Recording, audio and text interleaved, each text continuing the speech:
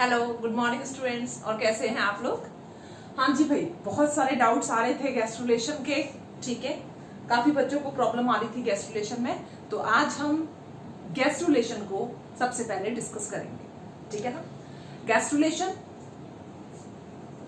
Most important phase of your life cycle, most important और crucial step of life cycle। हम सभी की life cycle का सबसे इंपॉर्टेंट और क्रूशियल स्टेप जो है वो यही है। ठीक है, ओके। अब आप देखिए, हमने ये कहा था कि जाइगोट जो है, जाइगोट ने क्या करा? जाइगोट बना। जाइगोट कहाँ बना? फैलोपियन ट्यूब में। जाइगोट क्या था? Single cell. और जाइगोट के अंदर जो डिवीजन चला वो कौन सा डिवीजन था? That is cleavage. और क्लीवेज से बन गया मॉरूला। मॉरूला आप किसे कहोगे? 8 to 16 सेल स्टेज को। ये जो 8 to 16 सेल स्टेज थी, ये कैसी थी? कॉम्पैक्ट बॉल लाइक मलबरी, इस तरह से ये वाली स्टेज। इसको आपने नाम दिया था, that is known as the morula. Morula के अंदर क्लीवेज चलता गया और ये बन गया ब्लास्टूला। ब्लास्टूला कहा आपने किसे? 32 सेल स्टेज को। किसको कहा बेटा? 32 सेल स्टेज को। और इस ब्लास्टूला के अंदर आपने क्या देखा? दो तरह के सेल देखे आपने, एक आउटर कवरिंग में और यहाँ पर ये इनर सेल मास। ठीक है ना? इसको आपने कहा ICM और इसको आपने कहा ट्रोफोब्लास्ट। क्लियर? ये इनर सेलुलर मास है, ट्रोफोब्लास्ट है। इस ब्लास्टूला को हम एक और नाम से बुला सकते हैं बेटा, that is known as the blastocyst, because it look like a cyst. In case of human being, blastula is always known as blastocyst। तो ह्यूमन के अंदर आप जो वर्ड यूज करते हो वो ब्लास्टूला यूज ना करके आप क्या यूज करोगे? ब्लास्टोसिस्ट। अब यही ब्लास्टोसिस्ट किस में जाएगा? गैस्ट्रुलेशन स्टेज के अंदर। और गैस्ट्रुलेशन स्टेज के अंदर ये क्या बनाएगा? इस तरह से 2 लेयर स्टेज का फॉर्मेशन करेगा। तो यहां पर हम इसको कह सकते हैं कि बाइलैमिनर एंड ट्राइलैमिनर स्ट्रक्चर। पहले बाइलैमिनर स्ट्रक्चर बनेगा, फिर क्या बनेगा? ये ट्राइलैमिनर स्ट्रक्चर। सबसे खास बात यह है कि यहां पर क्या हो जाएगा? Cleavage stops and mitosis start. ये है गैस्ट्रुलेशन की सबसे इंपॉर्टेंट और खास बात। ठीक है ना? इसके बाद में जो होगा उसको हम क्या कहेंगे? Organogenesis. That is known as organogenesis. अब आप देखिए, हमें ये वाला स्टेप पढ़ना है। इस स्टेप को पढ़ने से पहले आपको ब्लास्टोसिस्ट पूरा अच्छी तरीके से क्या होना चाहिए? क्लियर। तभी आप आगे की ओर मूव कर सकते हैं। तो गैस्ट्रुलेशन के अंदर हमने क्या देखा? सबसे इंपॉर्टेंट बाइलैमिनर और ट्राइलैमिनर स्ट्रक्चर। ठीक है ना? यहां पर क्या हो रहा है? यहां पर आपको 3 इंपॉर्टेंट जर्म लेयर का फॉर्मेशन नजर आएगा। 3 इंपॉर्टेंट जर्म लेयर कहां बन रही है? Gastrulation phase. So gastrulation shows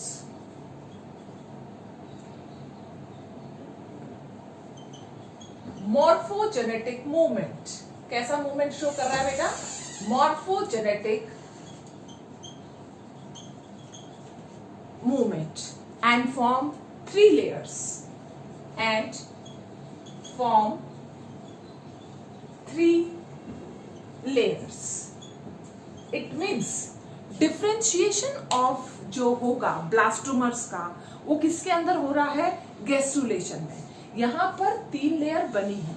ये 3 लेयर किससे बनी है? यही छोटे वाले सेल्स जो है ब्लास्टोमर्स, इससे बनी है। तो ब्लास्टोमर के अंदर बेसिकली क्या हो रहा है? डिफरेंशिएशन, ठीक है। So differentiation of blastomeres and form 3 layer. कौन कौन सी? Ectoderm, endoderm and mesoderm. आप ध्यान रखें, ये तीनों लेयर यहां पर बनी है। अगर मैं कहूं कि डिफरेंशिएशन की प्रिपरेशन कहां हो रही थी, तो आप क्या कहेंगे? ब्लास्टुला। ब्लास्टुला में क्या होती है? Preparation of differentiation. ध्यान रखना इस चीज का। ब्लास्टुला में प्रिपरेशन हुई है, लेकिन गैस्टुला में तीनों चीजें बन गई है। अब यहां पर माइटोसिस शुरू होगा, क्लीवेज टोटली क्या है? एब्सेंट। सो क्लीवेज यहां पर क्या हो जाएगा? स्टॉप, और माइटोसिस क्या होगा? स्टार्ट। याद रखो, माइटोसिस के लिए एनर्जी चाहिए, ठीक है ना। हालांकि क्लीवेज के लिए भी एनर्जी चाहिए, बट यहां पर माइटोसिस होगा, एनर्जी की रिक्वायरमेंट हो रही है, ठीक है। So next step is cleavage stops and mitosis start। जैसे ही नंबर ऑफ सेल बढ़ेंगे, वो क्या करेंगे? माइग्रेशन शो करेंगे, और ये जो माइग्रेशन होगा वो एक मूवमेंट शो करेगा, that is known as the amoeboid movement, ठीक है। तो ब्लास्टोमर्स क्या शो करते हैं? एमोइबॉइड मूवमेंट, जिसको हम कह सकते हैं मॉर्फोजेनेटिक मूवमेंट, ठीक है। और migration of blastomeres, migration of blastomeres through एमोइबॉइड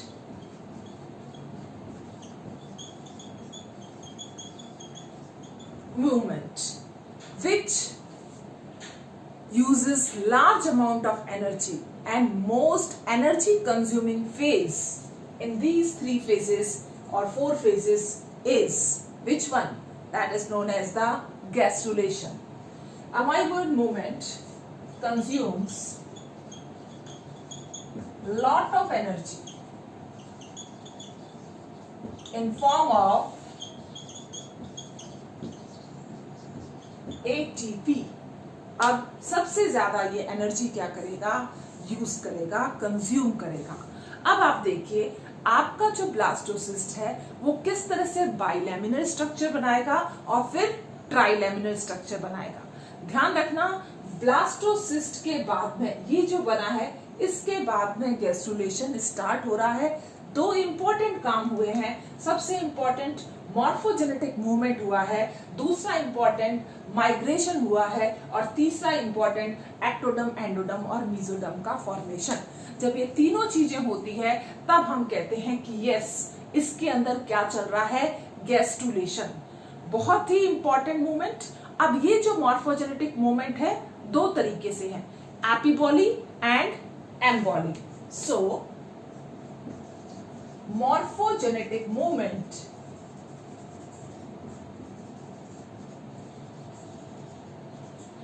are of 2 types। कौन कौन सी टाइप्स है बेटा? Number one is the epiboly. क्या कहा हमने इसको? एपीबॉली। एपीबॉली मतलब ये हुआ कि एक्टोडर्म सेल्स का मूवमेंट होगा। अगर मूवमेंट ऊपर वाले सेल्स का हो रहा है इस तरह से, that is known as ectodermal cells. So हम इसको लिखेंगे मूवमेंट ऑफ एक्टोडर्मल सेल्स। एक और मॉर्फोजेनेटिक मूवमेंट है, that is known as emboly. ध्यान रखें, मैंने EPI लगाया है, फिर EMBOLY लिखा है। तो emboly it means movement of endoderm and mesoderm forming blastomeres. Actually यहाँ पर जो सेल्स हैं वो कौन से फॉर्म है? ब्लास्टोमर्स। तो ध्यान रखें एपिबॉली क्या है और एम्बॉली क्या है, ठीक है। तो यहाँ पर ये जो क्रूशियल स्टेप है ये किसके हैं steps? That is of gastrulation, very important phase. अब हम इसको डायग्रामेटिक फॉर्म में देखेंगे कि किस तरह से ब्लास्टोसिस्ट चेंज होता है बाइलैमिनर और ट्राइलैमिनर स्ट्रक्चर के अंदर। आप पहले इसका स्क्रीनशॉट ले लीजिए ताकि हम आगे मूव कर सकें। यस बेटा, now this is what? This is blastocyst. Blastocyst having two type of cell. Number one, this is what? Inner cell mass or embryonic knob. This is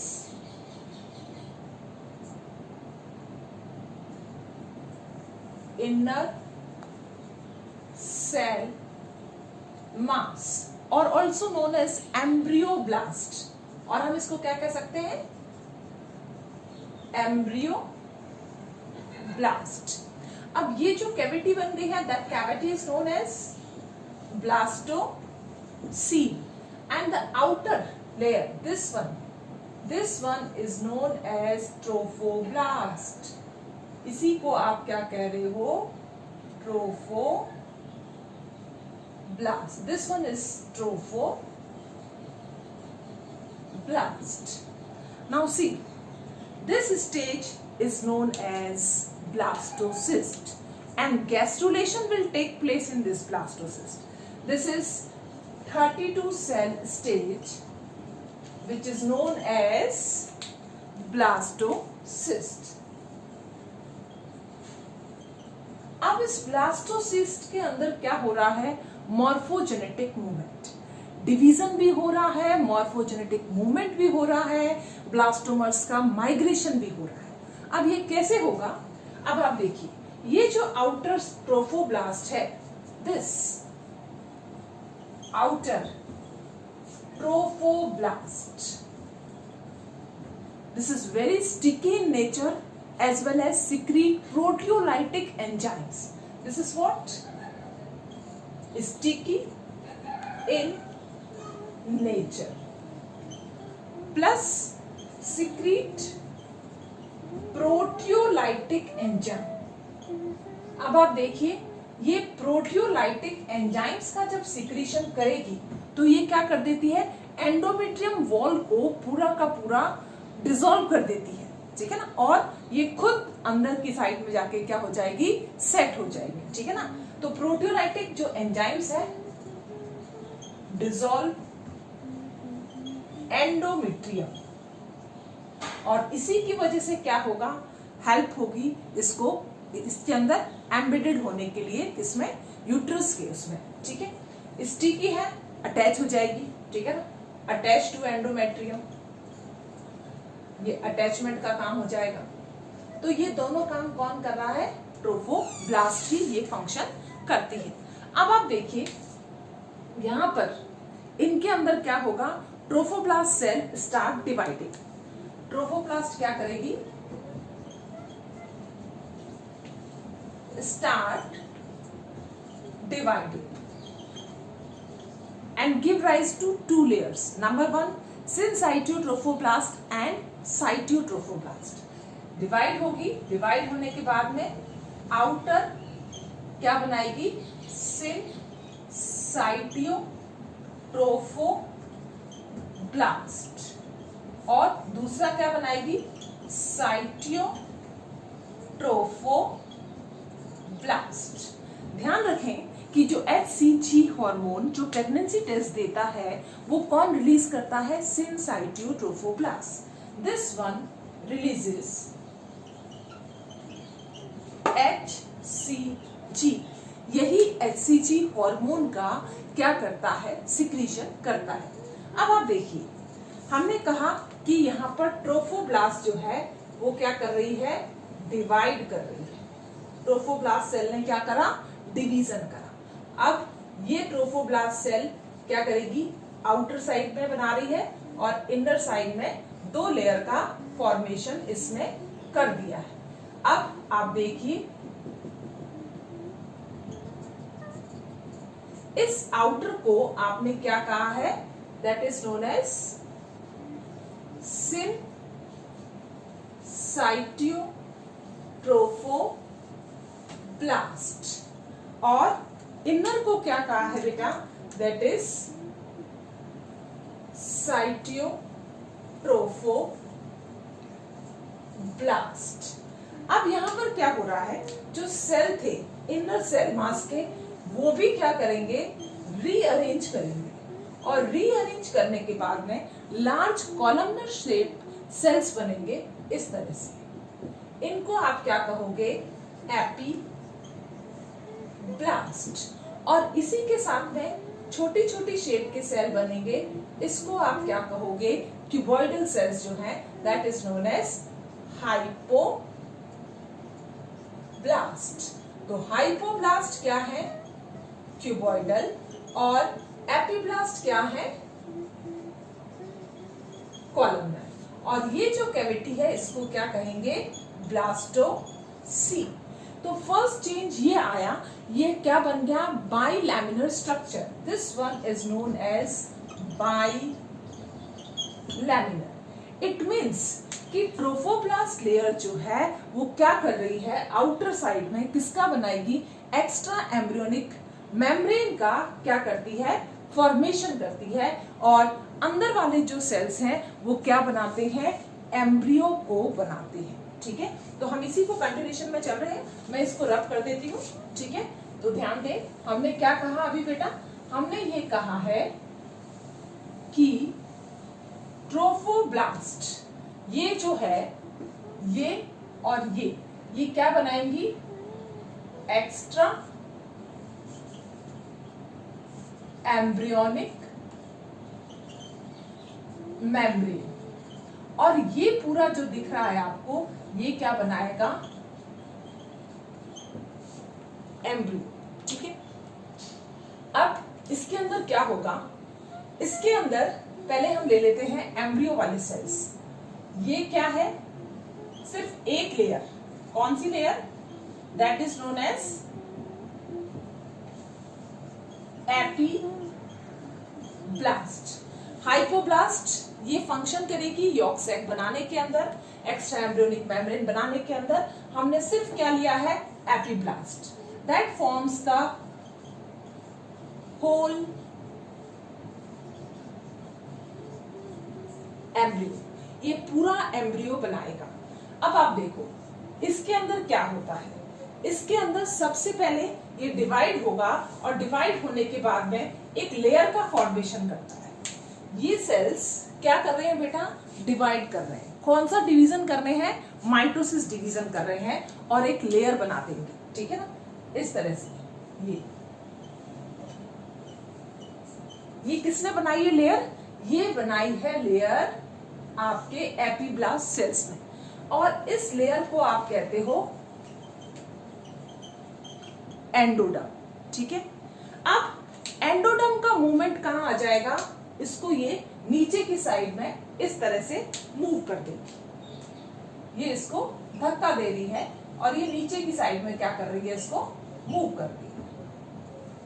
ये क्या है बेटा, that is known as endoderm. तो सबसे first layer जो बनती है वो कौन सी बनी, एंडोडर्म। एंडोडर्म बनने के बाद में अब ये वाले जो सेल्स हैं ये क्या कर रहे हैं, लगातार न्यू सेल्स का फॉर्मेशन करते रहेंगे। अब इन्होंने क्या करा, न्यू सेल्स का फॉर्मेशन करा, लेकिन उससे पहले बीच में से ये क्या हो गए, स्प्लिट हो गए। ठीक है ना, यहां पर क्या हो गया, स्प्लिटिंग हो गई। ये क्या हो गई है, स्प्लिटिंग। और स्प्लिटिंग होने के बाद में यहां पर ये क्या कर रहे हैं, लगातार डिवाइड होते जा रहे हैं और न्यू सेल्स बना रहे हैं। यहां पर भी क्या हो रहे हैं, सेल्स बना रहे हैं। अब इन सेल्स का मूवमेंट आप देखिए, ये स्प्लिट हुए हैं, ये नए सेल्स बनते जा रहे हैं, बनते जा रहे हैं, बनते जा रहे हैं, बनते जा रहे हैं, और ये मूव कर रहे हैं यहाँ पर, ये मूव करेंगे यहाँ पर। इस तरह का पाथवे जो एक्टोडर्म्स जो मूवमेंट करके शो करते हैं, दैट इज नोन एज एम्बॉली। एपीबॉली पढ़ी थी अपन ने, एपीबॉली एक्टोडर्म का मूवमेंट होता है, एम्बॉली, मेसोडर्म और एंडोडर्म के लिए। यहाँ पर ये सेल्स जो है ये क्या कर रहे हैं, डिवाइड हो रहे हैं, डिवाइड एंड मूव, डिवाइड हुए, मूव करें और इन्होंने एक लेयर और बना दी। ये बीच में क्या कर दिया इन्होंने, इस तरह से ये लेयर और बना दी। ये जो लेयर बनी इसको क्या कहा, मेसोडर्म। ध्यान दें पहले से ये लेयर एंडोडर्म, इसके नीचे क्या है,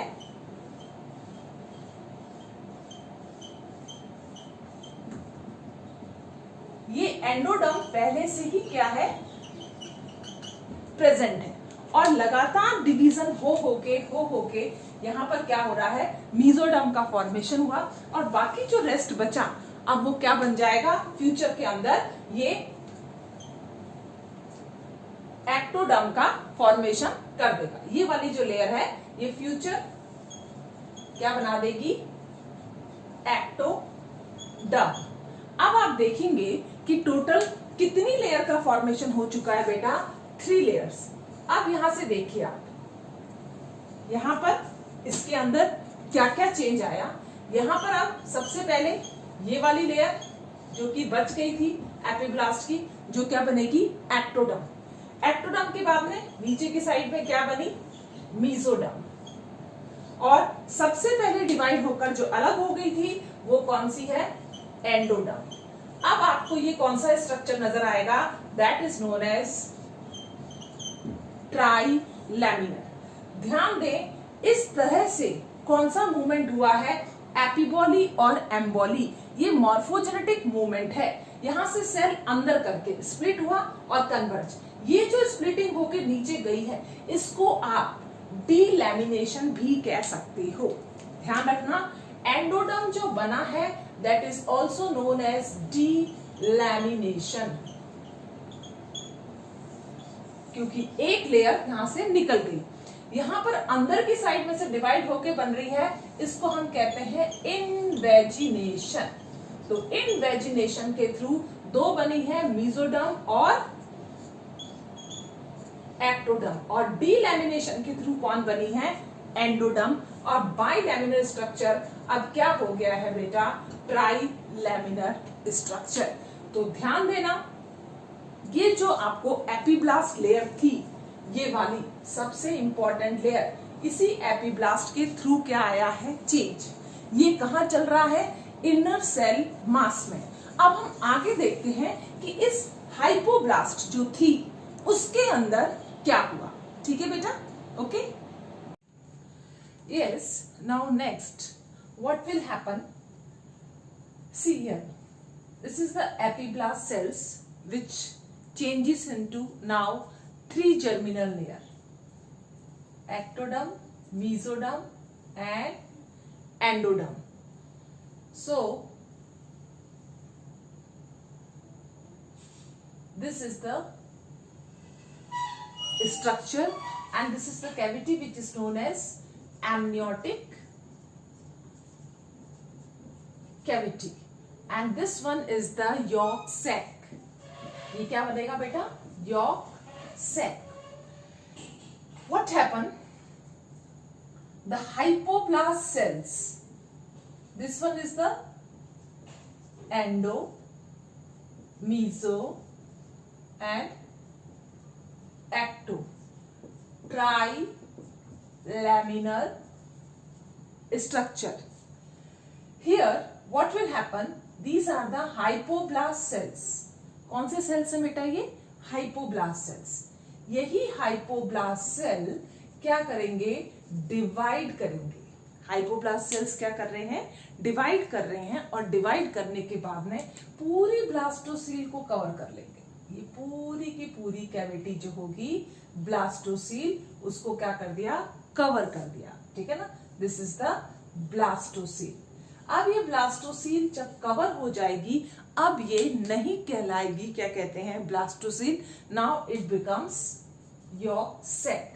अब हम उसे किस नाम से बुलाएंगे, यॉर्क सैक। और यॉर्क सैक के अलावा एक और नाम बोल सकते हैं हम इसको, that is known as the primitive gut. This is known as the primitive gut. Okay, So this is the primitive gut and this is the amniotic cavity. Amniogenic cavity या amniotic cavity is formed by cell of Ruber.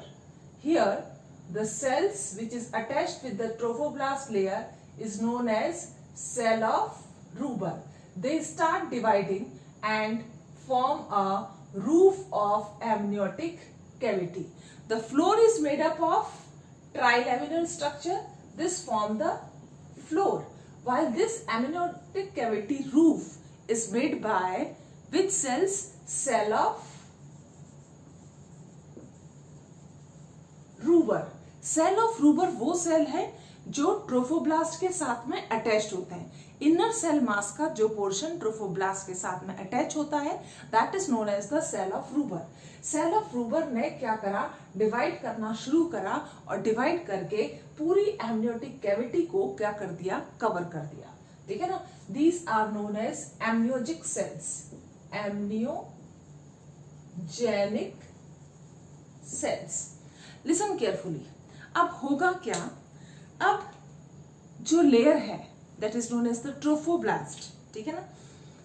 यहां से कुछ sales, किसके sales?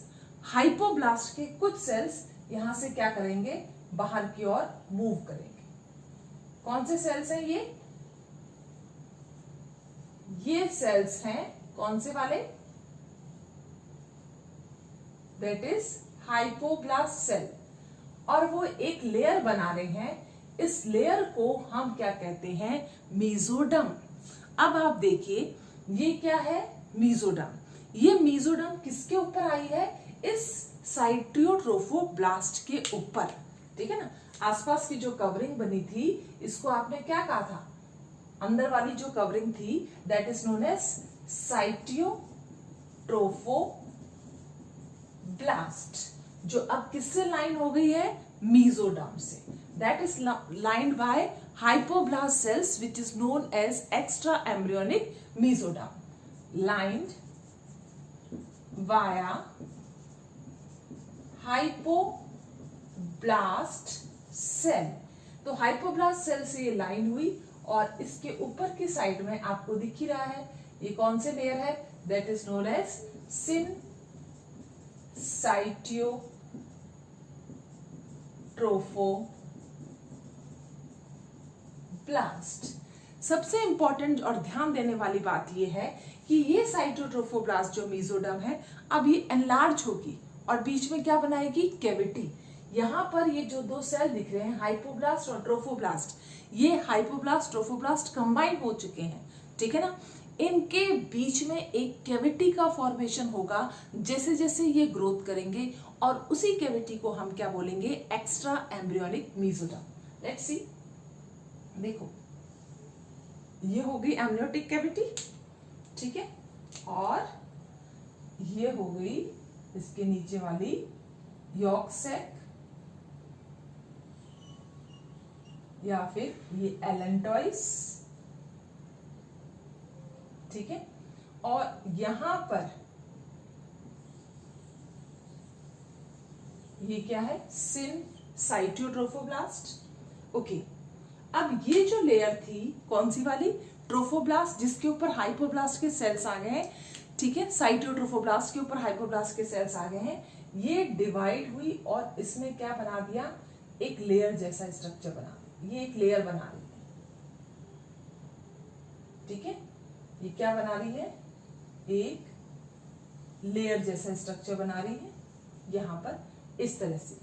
ये वाला जो area होगा ये यहां से कंबाइन हो गई वापस. ये यहां पर सिन साइटोट्रोफोब्लास्ट ने क्या बना दिया है? विलाई जैसा स्ट्रक्चर. आपको सिर्फ ये बताना था यहाँ पर कि आप देखिए ये सिन साइटोट्रोफोब्लास्ट तो है बट यहाँ पर ये और ये मीजोडर्म जो है स्प्लिट हो गई है और बीच में कैविटी आई है जिसको आपने कहा है एक्स्ट्रा एम्ब्रियोनिक कैविटी. और ये बाहर वाली पैराइटल एक्स्ट्रा एम्ब्रियोनिक मीजोडर्म, जिसको हम पीन भी बोल सकते हैं. और ये अंदर वाली that is visceral extra embryonic mesoderm, जिसको हम वीन भी बोल सकते हैं। और ये सिनसाइटियो ट्रोफोब्लास्ट ने इन्वेजिनेशन ले लिया है, इंटरडिजिटेशन बना दिया है। किसके साथ में बनाया बेटा? एंडोमेट्रियम के साथ में। ये क्या बनाया है? ये क्या है? This is endometrium. और ये जो लेयर बनी है इसको क्या कहोगे आप? कोरियोन। तो ह्यूमन के अंदर एक साइड में प्लासेंटा का फॉर्मेशन होगा, एंडोमेट्रियम के अंदर ये दोनों आपस में क्या कर रहे हैं? Inter digitation. जैसे ये है, ये दोनों आपस में इस तरह से मिल गए हैं, that is known as the interdigitation. अब आप देखिए, ये बीच वाली जो कैविटी है इसको आपने कहा एक्स्ट्रा एम्ब्रियोनिक कैविटी, बाहर वाली लेयर को आपने कहा पैराइटल, अंदर वाली लेयर को कहा आपने विसरल। ये वाली जो थी यॉर्क सैक वाली, ये दो में बाइफरकेट हो चुकी है, ये हम देख रहे हैं इसके अंदर। अब इसके बाद में जो स्ट्रक्चर बनेगा वो कैसा होगा उसको थोड़ा सा देखिए, दैट इज वेरी इंपॉर्टेंट, क्योंकि एनसीईआरटी इनको खा गई है। एनसीईआरटी ने इसको एक्सप्लेन नहीं करा है, लेकिन एनसीईआरटी डायरेक्टली इसको एक्सप्लेन करती है। So you have to know this one. बीच वाले स्टेप एनसीईआरटी हमेशा अक्सर बताती नहीं है, वो एज यूजुअल समझती है कि बच्चे को समझ में आ गया होगा, ऐसा उसका मानना है। तो ध्यान रखें, ये स्टेप एनसीईआरटी खा गई है और डायरेक्टली वो नेक्स्ट वाले स्टेप पे चले गई। तो इसको देखते हैं कैसे बनेगा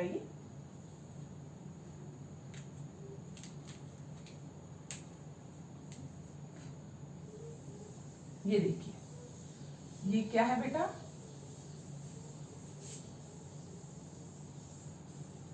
ये है सिनसाइटियो ट्रोफोब्लास्ट और ये क्या बन गया है?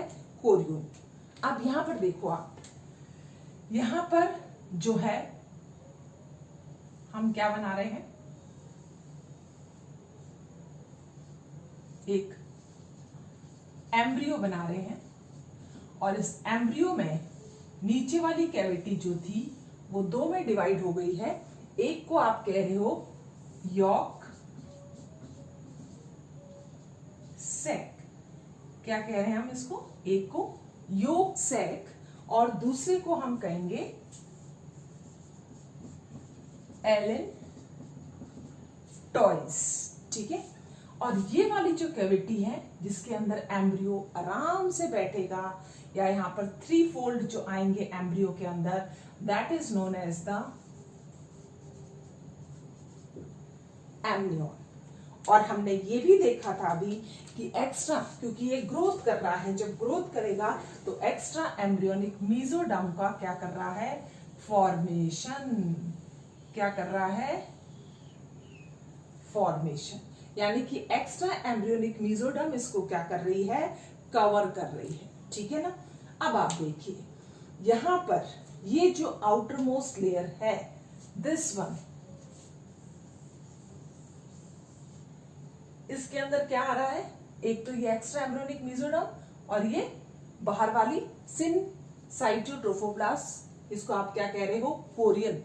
कोरियन जो कि क्या बनाएगी? प्लासेंटा का फॉर्मेशन करती है। तो यहां पर ध्यान दीजिए, ये क्या है? कोरियन। और ये किससे बनी है? This one is the trophoblast. Trophoblast का लेयर है ट्रोफोब्लास्ट, और ये अंदर वाली जो लेयर है एक्स्ट्रा एम्ब्रियोनिक मीजोडर्म। तो दो लेयर से फॉर्मेशन होता है किसका? कोरियन का। कोरियन पहली एक्स्ट्रा एम्ब्रियोनिक मेम्ब्रेन है। लिसन केयरफुली, हमने क्या पढ़ा? पहली एक्स्ट्रा एम्ब्रियोनिक मेम्ब्रेन। अब आप देखिए दूसरी लेयर, दैट इज द एम्नियन। एम्नियन जो है यहां पर, इसके अंदर ये आउटर वाली क्या है? इस आउटर को आप क्या कहोगे?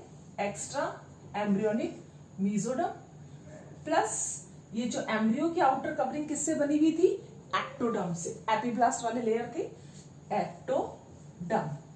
तो यहां पर एम्नियन किससे बनी है? इससे, दो लेयर से, ठीक है ना। Extra embryonic mesoderm plus ectoderm. Now come to the next, that is known as the yolk sac. अब ये जो थर्ड लेयर है, इस थर्ड लेयर में एक तो यॉर्क सैक है, और यॉर्क सैक का फॉर्मेशन सबसे नीचे वाली लेयर से, जिसको हमने क्या कहा था, एंडोडर्म। ये एंडोडर्म का ही इन्वेजिनेशन है। ये एंडोडर्म इस तरह से निकल गई है, ठीक है ना। इसके बीच में क्या है, मीजोडर्म, और ये वाला कौन सा पोर्शन आ गया आपका, दैट इज एक्टोडर्म। तो ये जो बना है, ये बना है एक्स्ट्रा एम्ब्रियोनिक मीजोडर्म प्लस कौन सी लेयर, एंडोडर्म। और इससे बन गई है third extra embryonic membrane, which is known as yolk sac. So yolk sac is the third extra embryonic membrane. Now come to the fourth one.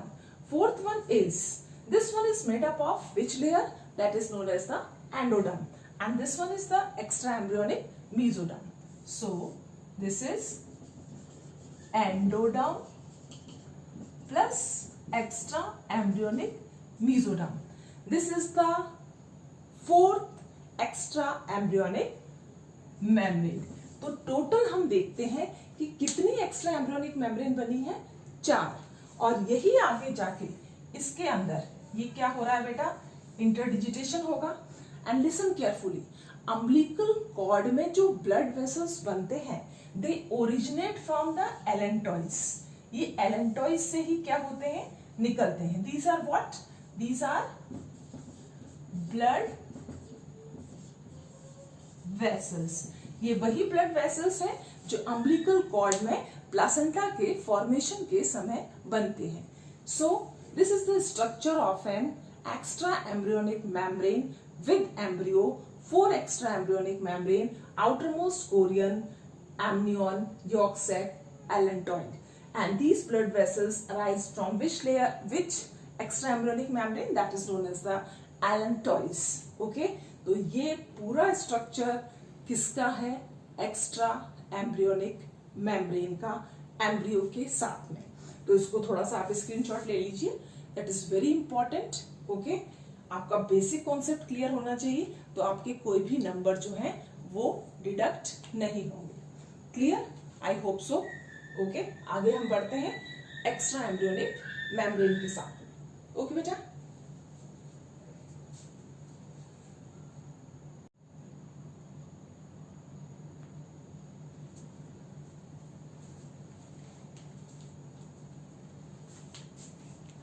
now the 4 extra embryonic membrane. Number 1, the outermost membrane is chorion. Chorion, it is made up of which 2 layer? Now extra embryonic mesoderm, और वो भी कौन सी वाली ली थी अपन ने, that is parietal, plus कौन सी layer, that is known as trophoblast. Okay, help in formation of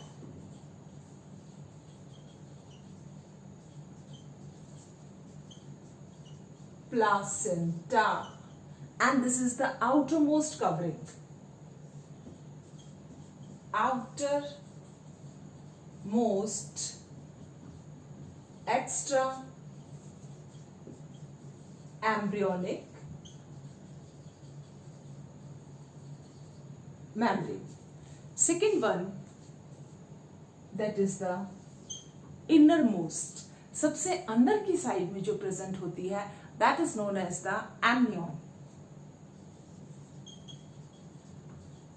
Amnion बनी किस किस से है, that is visceral extra embryonic membrane plus which layer, ectoderm.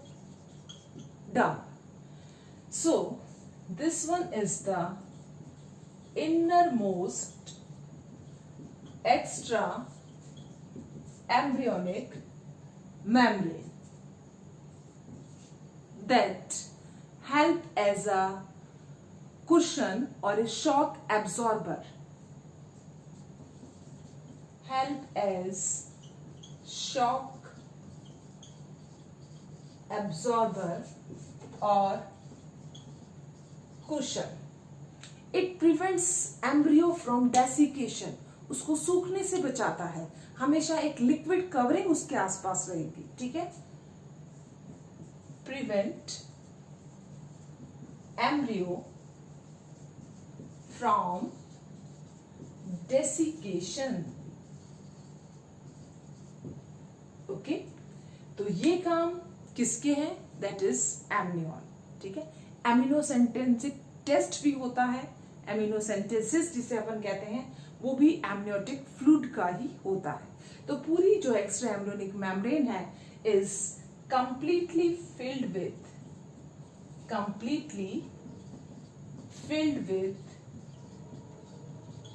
fluid, ठीक है। तो ध्यान रखें इसका। Third, extra embryonic membrane is yolk sac. As the name indicates, it helps in nourishment of the embryo. First of all, it is made up of visceral extraembryonic mesoderm plus endoderm, okay, help in nourishment of embryo. Nourishment के साथ साथ आप ध्यान रखें, first haemopoietic organ जो होता है वो भी क्या है? Yolk sac. यहां से ही ब्लड फॉर्मेशन की क्या होती है? शुरुआत। तो शुरुआत के अंदर जो अम्बिलिकल कॉर्ड के अंदर जो ब्लड वेसल्स या साइनोसाइट्स वगैरह जो फॉर्मेशन है, उसकी स्टार्टिंग की जर्नी कौन करेगा? यही, ठीक है ना। तो याद रखना, act as haemopoietic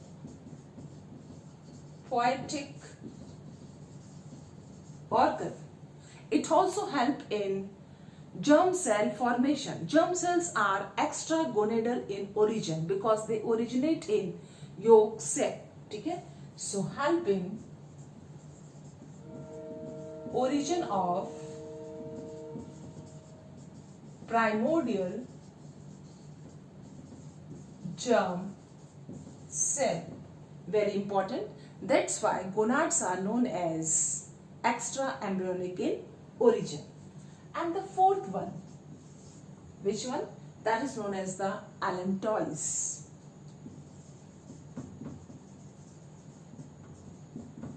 Allantois is made up of visceral extra embryonic mesoderm plus endoderm. और किससे बनी हुई होती है? एंडोडर्म। प्लीज इनके ओरिजिन का आप ध्यान रखें, इनके ओरिजिन में से क्वेश्चंस पूछे जाते हैं, ठीक है ना। They are important, okay. allantois is basically act as a urinary bladder for the embryo. जितना भी एक्सक्रीटरी वेस्ट है वो सारा का सारा कलेक्ट होगा किसके अंदर? allantois के अंदर। So act as urinary bladder, act as urinary bladder which store embryonic waste. Yes, it also help in the formation of blood vessels. Blood vessels especially of umbilical cord. जो नाल होती है, placenta जो होता है उसके अंदर जो ब्लड वेसल्स जाती है, उन ब्लड वेसल्स का फॉर्मेशन कौन करता है? allantois. Help in formation of blood vessels which form umbilical cord, okay? या फिर आप कह सकते हो placental blood vessels, ठीक है ना। Help in umbilical cord formation. तो ये चारों ही क्या है? एक्स्ट्रा एम्ब्रियोनिक मेम्ब्रेन, जो बहुत इंपॉर्टेंट है, आपको आने चाहिए कि कौन कौन सी एक्स्ट्रा एम्ब्रियोनिक किससे बनी है और आफ्टर ऑल उनके फंक्शंस क्या क्या है। क्लियर बेटा? Okay, take a screenshot.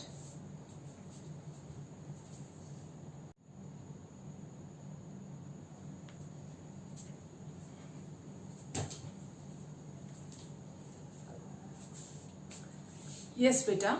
Now, after gastrulation, there is a next stage which is known as organogenesis. Organogenesis means formation of new organs. Formation of new organs. Actually, the three layers which are formed in gastrulation stage now help in the formation of different organs. For example, number 1, ectoderm. Our nervous tissue is made up of which layer? That is known as ectoderm. Nervous tissue or nervous system. We can say this, nervous system. It is formed by which layer? Ectoderm. Our integument system. Integument किसे कहते हैं बेटा? Skin को कहते हैं, ठीक है ना? स्किन को क्या कहते हैं? इंटेगुमेंट. तो इंटेगुमेंट किससे बनता है? एक्टोडर्म से. Now next is the mesoderm. Mesoderm से कौन कौन से ऑर्गन फॉर्म हो रहे? नंबर 1, आपका respiratory tract, not respiratory tract, आपका जो क्या कहते हैं रिप्रोडक्टिव ट्रैक्ट, रिप्रोडक्टिव सिस्टम, आपकी मसल्स, आपका स्केलेटल सिस्टम,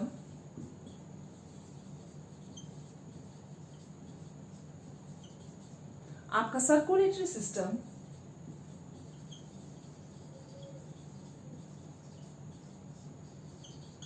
ये सारे किससे डेवलप हुए हुए हैं? That is from the mesoderm.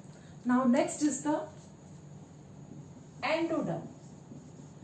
Endoderm जो है वो क्या बना रहा है? एंडोडर्म आपकी बॉडी के अंदर आपका कौन सा सिस्टम बनाता है? Alimentary canal, gastro intestinal tract, alimentary canal, और we can say that digestive system. तो डाइजेस्टिव सिस्टम किसने बनाया? एंडोडर्म ने. नेक्स्ट आपका रेस्पिरेटरी सिस्टम, ये भी कौन बना रहा है? That is endoderm. तो एक्टोडर्म, एंडोडर्म, मीजोडर्म तीनों मिलकर के ऑर्गन्स का फॉर्मेशन करते हैं बॉडी में. एक सिस्टम, एक टिश्यू जो तीनों से बनता है, that is the epithelial tissue. epithelial tissue formed by ectoderm plus mesoderm plus endoderm. ध्यान रखें, एपिथेलियल टिश्यू तीनों से बनता है. एक और एग्जांपल लेंगे हम एड्रिनल ग्लैंड का. एड्रिनल ग्लैंड, एड्रिनल ग्लैंड के अंदर दो पोर्शन होते हैं. एक होता है इसका मेडुला और दूसरा होता है कॉर्टेक्स. मेडुला जो है वो किससे बनता है? यहां पर आप देख रहे हैं मेडुला, ये बना है एक्टोडर्म से.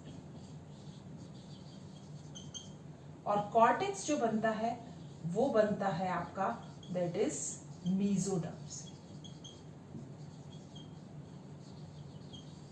तो कुछ ऐसे ऑर्गन्स भी हैं जो मिक्स फॉर्मेशन कर रहे हैं. ठीक है, दो लेयर मिक्स होकर किसी ऑर्गन का फॉर्मेशन कर रही. एक एग्जांपल और लेते हैं हम टीथ का. टीथ के अंदर हम दो चीजें देखते हैं. आउटर मोस्ट देखते हैं हम एनामल. एनामल किससे बना हुआ होता है? That is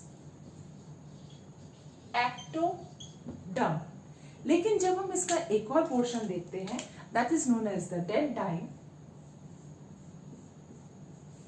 this is the dentine. तो डेंटाइन बेसिकली किससे बना हुआ होता है? डेंटाइन बना हुआ होता है मीजोडर्म से. कहने का मतलब यह है कि ऑर्गन फॉर्मेशन किसके थ्रू हुआ? Ecto, meso, endo. एपिथेलियल एक ऐसा है जिसके अंदर तीनों का मिक्सचर प्रेजेंट है।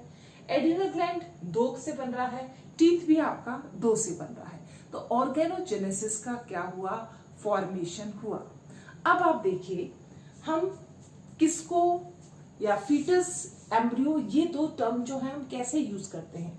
फॉर एग्जाम्पल 0 से लेकर 2 वीक तक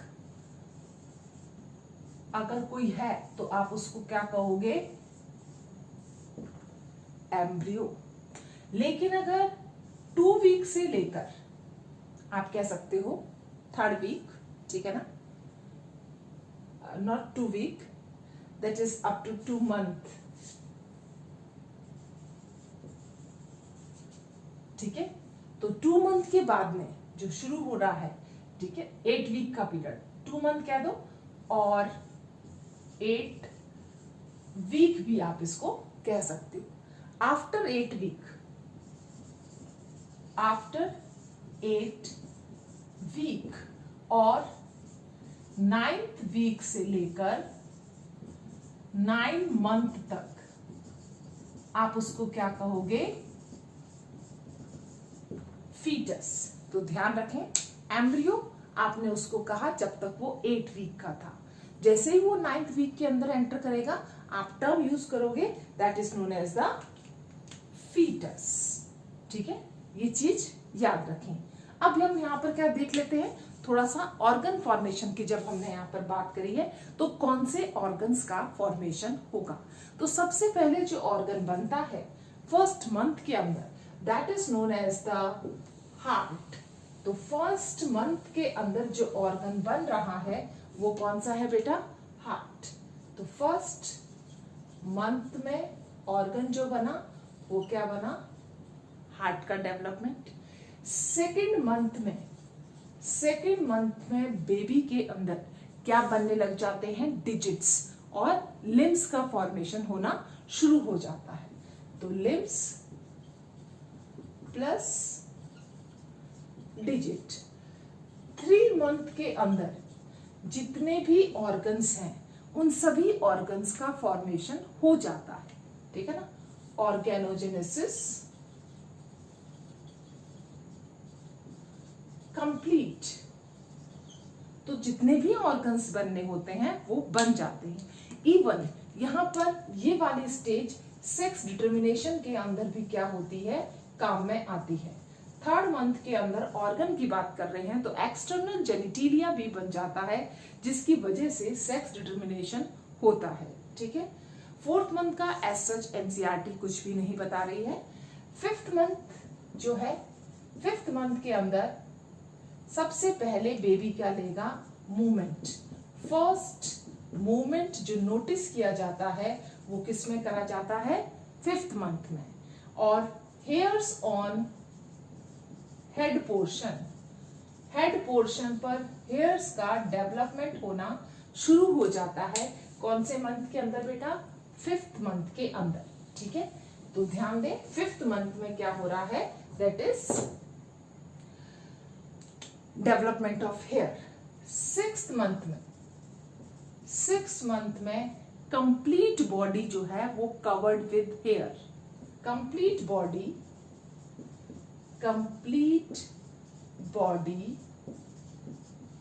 कवर्ड विद हेयर। एक बार एक क्वेश्चन आया था, बहुत पुराना क्वेश्चन है, कि अगर कंप्लीट बॉडी हेयर से ढक जाती है उस स्टेज को क्या कहते हैं। तो ध्यान रखना, when complete body covered with hair that is known as लेनुगो।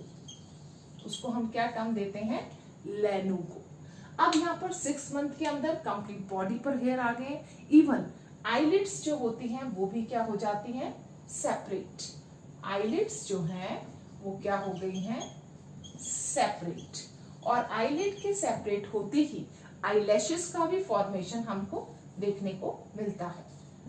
Eye lashes formation, okay. 6th month के अंदर ये सारा का सारा काम हो चुका होता है। अब पूरा बेबी जो है वो फुल ग्रोन है और वो वेट कर रहा है सिर्फ 9 मंथ का, जिसके अंदर कंप्लीट डेवलपमेंट हो चुका है। 9 month, complete development. और जब complete development हो जाता है तो baby is now ready for deliver, ready for delivery, which is also known as parturition. Okay, तो ये कुछ चेंजेस थे जो किसके अंदर आते हैं, ह्यूमन बेबी के अंदर। एक चीज और याद रखें, जब हम जेस्टेशन पीरियड की बात करते हैं तो जेस्टेशन पीरियड कितना होता है, जेस्टेशन पीरियड होता है 9 मंथ का, किसके अंदर, ह्यूमन के अंदर। लेकिन सभी में ये 9 मंथ का नहीं होता। फॉर एग्जाम्पल हम जब बात करते हैं किसकी, हम बात करते हैं कैट की, तो कैट के अंदर, डॉग के अंदर जेस्टेशन पीरियड कितना होता है, 2 मंथ का। एलिफेंट की बात करते हैं जब हम, एलिफेंट के अंदर जेस्टेशन पीरियड कितना होता है, 2 इयर्स का। सबसे longest gestation period found in salamander, ये आप जरूर याद रखना, longest gestation period found in amphibian, that is known as salamander. Salamander आपको मालूम होगा, टेल सिलेंडर होता है, तो टेल एम्फीबियंस में आता है ये एम्फीबियन।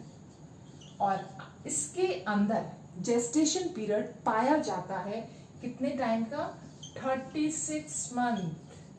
भाई हम 9 मंथ को इतना शो ऑफ करते हैं, ये तो 36 मंथ तक अपने पास रखता है बेबी को।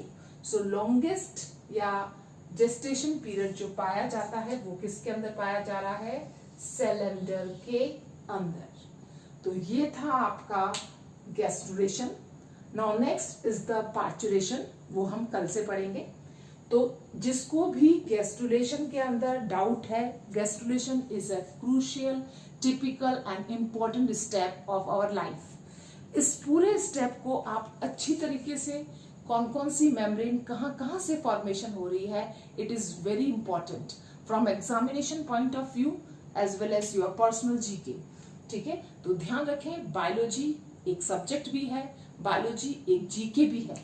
तो प्लीज जब इसको आप पढ़ोगे तभी आप मैटर को इम्बाइब कर पाओगे। ठीक है, इफ एनी अदर डाउट, ठीक है ना, फिर भी रह जाता है आपको रिगार्डिंग दिस और अदर बायोलॉजिकल सब्जेक्ट, प्लीज आप टेलीग्राम पर मैसेज जरूर करें। ठीक है बेटा, ओके, आई थिंक सो कि आपका टॉपिक क्लियर हो गया होगा। बाय, इसका स्क्रीनशॉट ले लें।